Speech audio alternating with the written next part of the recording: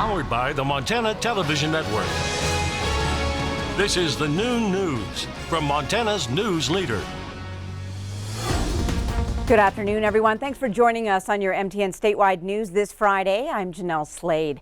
Well, high waters and storms are wreaking a bit of havoc across Montana. Power will be out for the next couple days for some residents in Macomb County. We begin in eastern Montana, where the National Weather Service says Wednesday's storm caused damage to chimneys and shingles on homes and even campers. High winds came in with a vengeance and dropped nearly 2 inches of rain during the storm.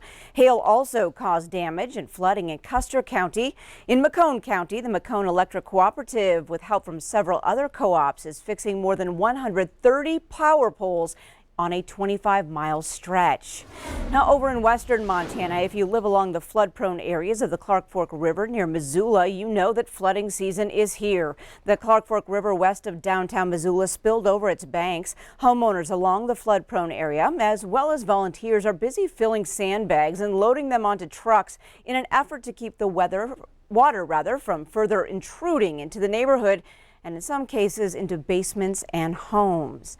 Now let's check in with Ed McIntosh to see how our Memorial Day weekend is going to look. Happy Friday, Ed. Happy Friday. We got a lot going on. We got the flooding in the west. We had the storms over in the east. In fact, estimated winds with those storms around Circle up to 110 miles per hour. But by the time we get to the end of the weekend, we're going to be looking at a lot more sunshine. And this weekend, always the National Council on Skin Cancer Prevention says it's Don't Fry Day.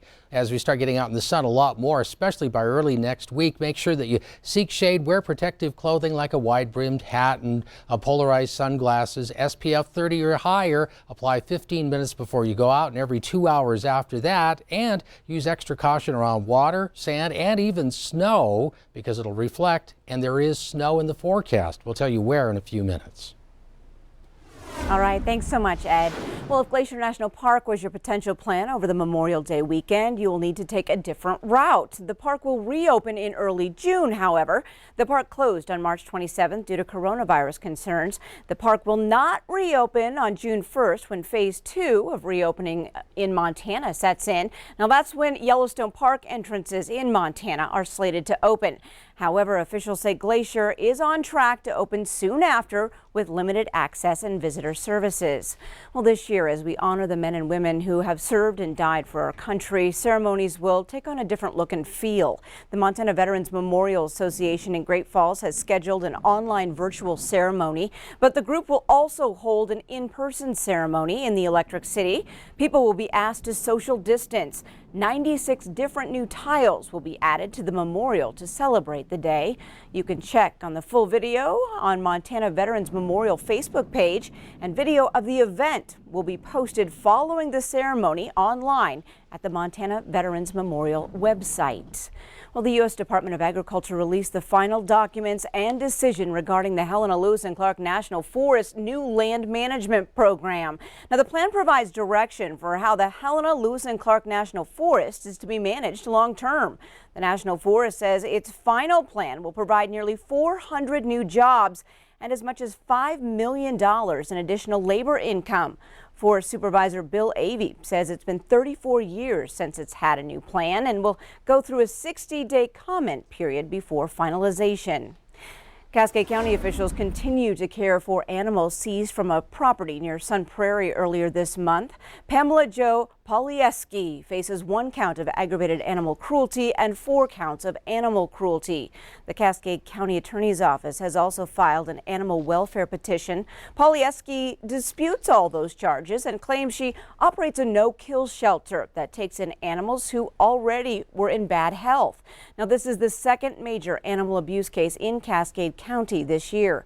Polieski is set to appear in court on May 26th. If Polieski cannot post bond, the animals could be up for adoption. Well, counterfeit money isn't a novel concept, and as more businesses reopen, employees should be on the lookout for some fake funds. Helena police officials say influxes of counterfeit money comes in waves and can be easily detected with a few simple tips. But it's not just the big bills. People should also check out the small bills. We see 10s, 20s, 50s, 100s. We see all of them. So it's not just the larger bills. We've seen a pretty steady number of all of them. 20s seem to be the most frequent this year, but that can change from any given time. And police say the Secret Service has a free tool for helping spot different counterfeit bills. Well, some good news this afternoon on the coronavirus front here in Montana. There are no new cases, active cases, released today of COVID-19 across the state. Now, Carroll College will join other Montana schools and start its fall semester early this year. That shift is so students can complete their courses, including finals, before Thanksgiving. Now, classes will begin August 17th and wrap up by November 25th. There will be no fall break this year. That decision to move up classes was made in consultation with county health workers. Many health experts say there's a concern about a reemergence of COVID-19 this fall. By moving up classes, the college can limit some of the large-scale student travel that typically happens during the fall semester. The safety of our students was number one in that decision. We spent time thinking about what's most important. And by having the students begin early on August 17th and complete before Thanksgiving, we felt was the best decision. And Carroll is in the process of developing protocols of standards and safety for every aspect of life on campus this fall. The college is expected to reveal those plans mid-June. Missoula County Public Schools have firmed up details for this year's high school graduation ceremonies. The in-town high schools, Big Sky, Hellgate, Sentinel, and Willard, will use Washington Grizzlies Stadium. Now that gives everyone more room, but there will still be limits on 2 guests per graduate, with masks for students and social distancing. Guests are encouraged to do the same.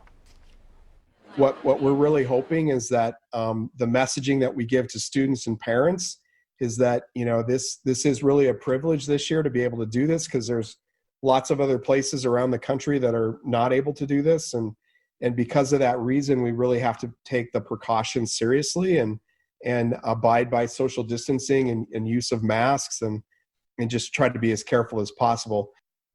And commencement will happen on June 5th with Saturday the 6th as a bad weather backup. The smaller classes at Sealy Swan can hold ceremonies inside their gyms. Well, the COVID-19 pandemic has led many businesses to change their business models or products to help their fellow Montanans. Red Ants Pants in White Sulphur Springs delivered its first shipment of medical gowns this week to the local critical access hospital, Mountain View Medical Center. In late March, the Workwear for Women company began receiving requests to pivot manufacturing efforts toward cloth face coverings and other PPE for frontline workers in rural communities. Collaborating with Bear Paw Outfitters Manufacturing in Billings, Red Ants Pants is now prioritizing PPE for rural healthcare facilities from Hamilton to Plains. Red Ants has had to cancel its yearly music festival this summer due to COVID-19. Well, we have more news ahead on your Friday Noon News, including how 4-H kids across Gallatin County will still be able to show off their animals this fair season.